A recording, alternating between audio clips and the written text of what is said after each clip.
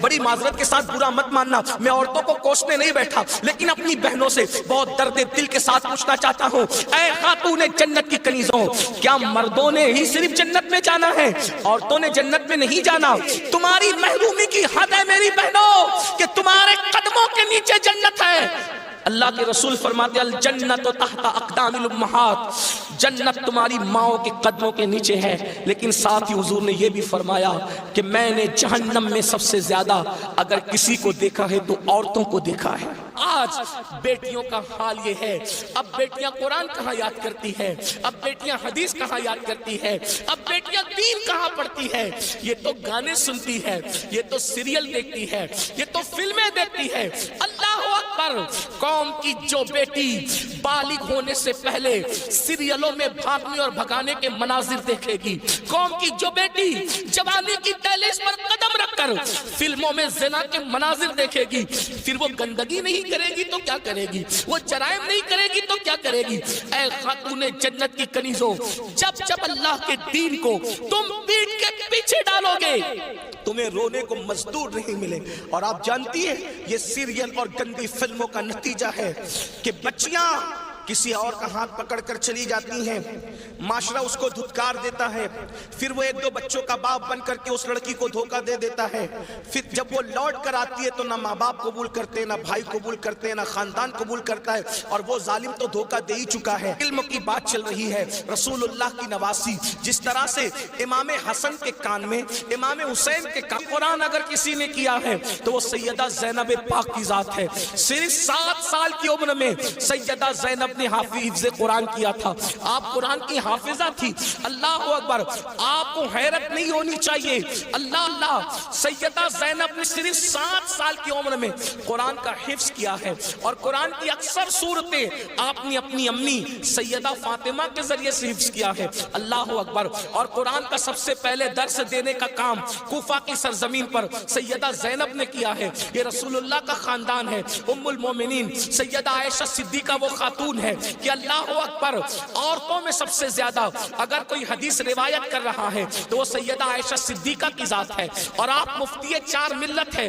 اصحاب میں جب کسی مسئلے پر اختلاف ہو جاتا تو لوگ کہتے چلو ام المومنین کی بارگاہ میں ان سے پوچھیں گے۔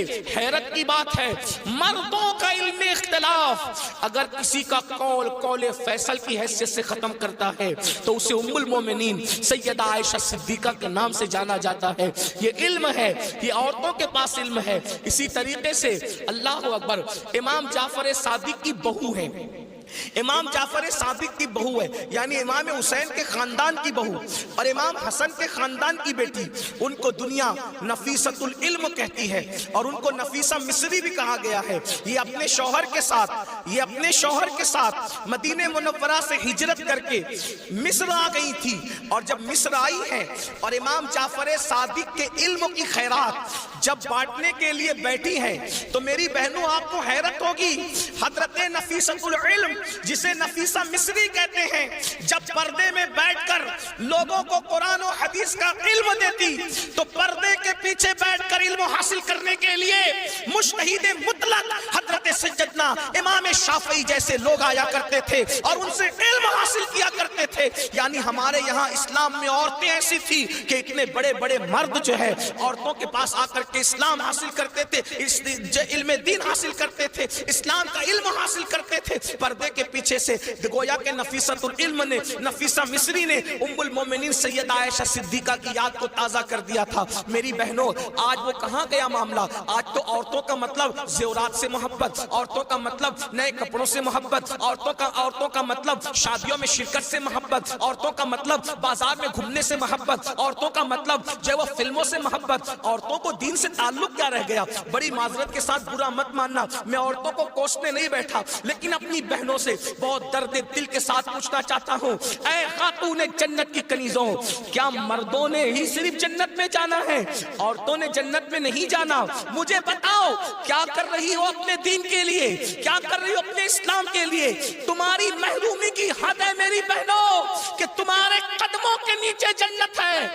اللہ کے رسول فرماتے الجنت تحت اقدام الامہات، جنت تمہاری ماؤں کے قدموں کے نیچے ہے، لیکن ساتھ ہی حضور نے یہ بھی فرمایا کہ میں نے جہنم میں سب سے زیادہ اگر کسی کو دیکھا ہے تو عورتوں کو دیکھا ہے۔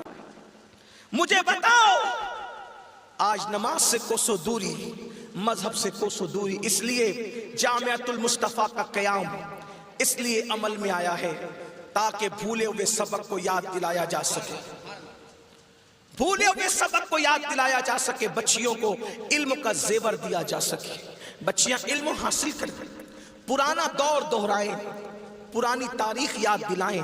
لوگ کہتے ہیں تاریخ اپنے آپ کو دہراتی ہے، دنیا آج کہہ رہی ہے بیٹی بچاؤ بیٹی پڑھاؤ، 1450 سال پیچھے ہے دنیا اسلام سے، دنیا آج کہہ رہی ہے بیٹی بچاؤ بیٹی پڑھاؤ۔ میرے نبی نے 1450-1500 سال پہلے بیٹی بچا کر بھی بتا دیا اور بیٹی پڑھا کر بھی بتا دیا۔ اللہ کے رسول نے بیٹی بچایا تو ایسے بچایا کہ بیٹیاں ان کے آنے سے پہلے زندہ دفن ہوتی تھی، مگر ان کے آنے کے بعد بیٹیوں کو دفن نہیں کیا گیا بلکہ بیٹیوں کو ماتھے کا جھومر بنایا گیا۔ اگر آج دنیا میں کوئی بھی مذہب کا آدمی بیٹی چومتا ہے تو یہ صدقہ ہے مصطفیٰ جان رحمت کی آمد کا، یہ میلاد مصطفیٰ صلی اللہ علیہ وآلہ وسلم کا صدقہ ہے۔